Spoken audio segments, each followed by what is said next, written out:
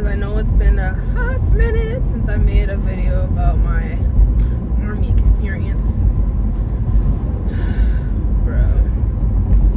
You know, I really thought coming to Virginia after leaving Germany would like change my outlook on being in the Army and change how I felt. Take a slight right turn. Change how I felt about like my happiness, you know, my peace, my overall mental health, whatever the case might be. Oh no. I'm still low-key miserable. Like, it's a task for me to wake up every day and report to work.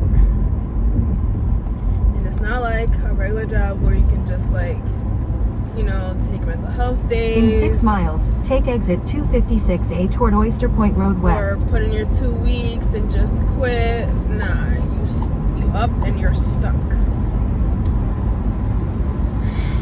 Yeah, and I still have 2 years on my contract. So right now, I'm just doing the best I can do to keep myself mentally sane, and that means like therapy, seeing psychiatrists, doing like little things to make me happy, whatever I can discover to make me happy at least, or just like pulling myself out of bed on the weekends just to get out of my room, because I don't want to be feeling this miserable forever, and I don't want to separate from the Army if I choose to 100% separate. I'm thinking about reserves, thinking about it. Like, when I say think, I mean that's a hard think, because that's a whole other can of worms. I have no idea. That's another box. That's another Pandora's box, because I can go to the reserves and still hate my life. You know, I don't hate my life, and still be unhappy with my job or my career choice, temporary career choice like that. But right now, yeah, I'm just doing everything I can to just have a peace of mind and not like spiral, because I know people can spiral from this, from feeling like this, or just, yeah, I don't want to be one of those people, because I know this is like all temporary. I don't feel like this will be something I feel forever. I can't even describe the feeling, but it's not going to be for everything. And actually, one of my biggest fears is to be permanently scarred from this experience, but I am trying my hardest to avoid that. I am very, I do advocate for myself heavily when I speak to my therapist, because I refuse to go down and out bad. Refuse.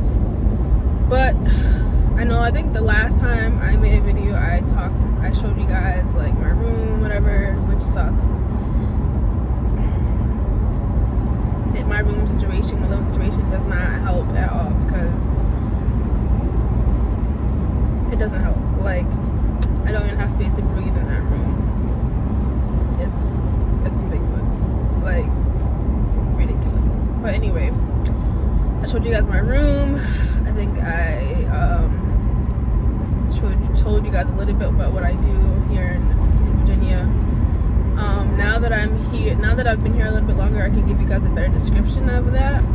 So I work in a GI clinic, a whole bunch of endoscopies, EGDs, or colon screenings, basically just anything that's to do with your GI in general. Right now, I am not on the like intake patient side. I'm in the procedure room mostly, and I am not necessarily doing my quote-unquote job. I'm doing something medically, but it's not like what I would imagine. I'm kind of doing like tech stuff. Is it easy? Yes, but it's not very In 2 miles, take exit 256A toward Oyster Point Road West. It's not very exciting. It's the same thing every day. A scope in the butt or a scope in the mouth. And I helped the doctor with like his I passed him his like past some certain things, you know. It just like, it's kind of being like in a low scale operating room, like very low scale though, very low scale, like what operation techs do, but like very low scale. And yeah, but if I'm not doing that, I'm like circulating, which means like I'm the person who records what the doctor does. I read the timeout, and timeout is basically making sure we got the right patient, right procedure, right safety equipment, suction, stuff like that. And I read that out loud, and then I just record whatever the doctor does to the patient, or if he takes any biopsies, takes any polyps out, leaves any tattoos, leaves anything like that, any type of snares, hot snares, cold snares. I document all that stuff. And that's about it. I've been trained up on pre and post procedural things, as far as just like, use the right lane to take exit 256, toward Oyster Point Road West.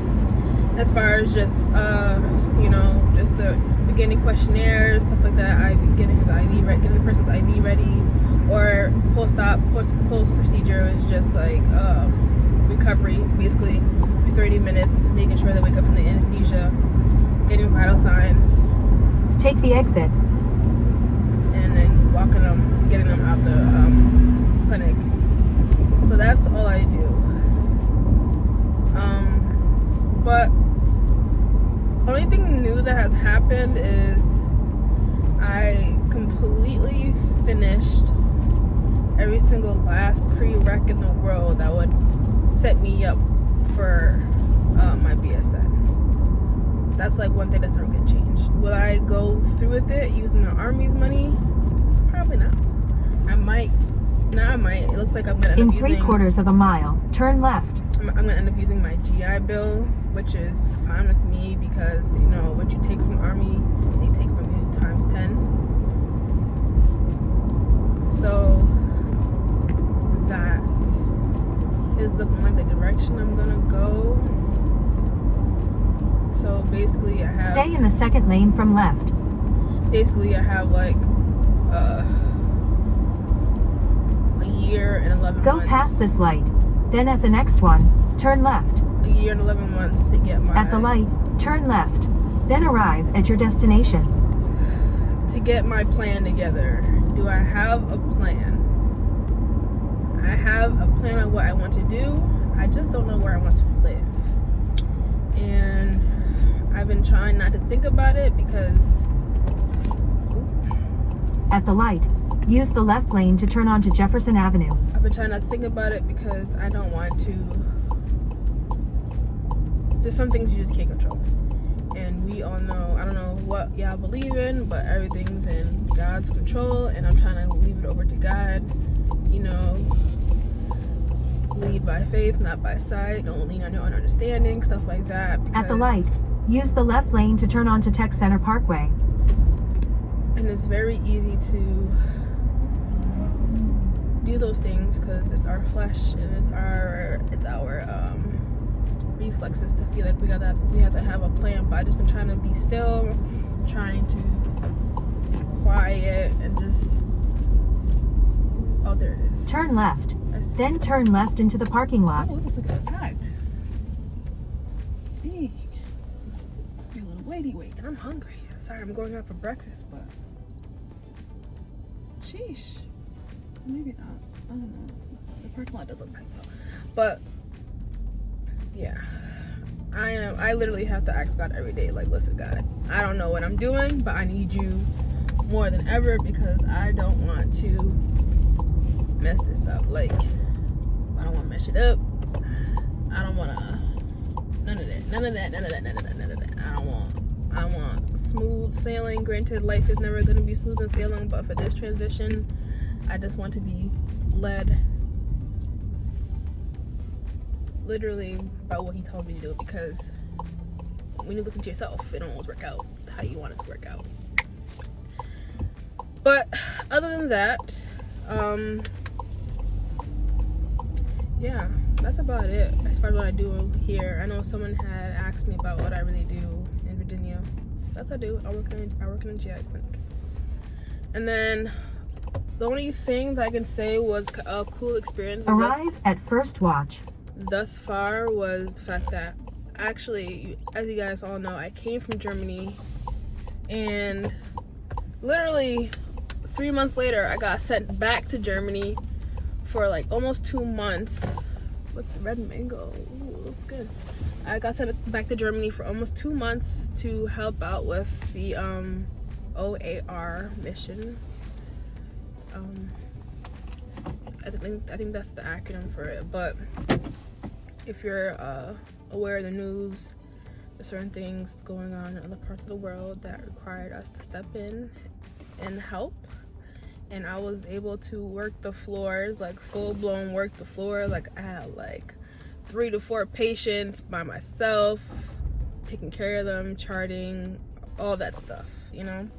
So that was actually really good, and that actually helped me to confirm that like I honestly do love being a nurse. Like I love it. I love nursing. I love it.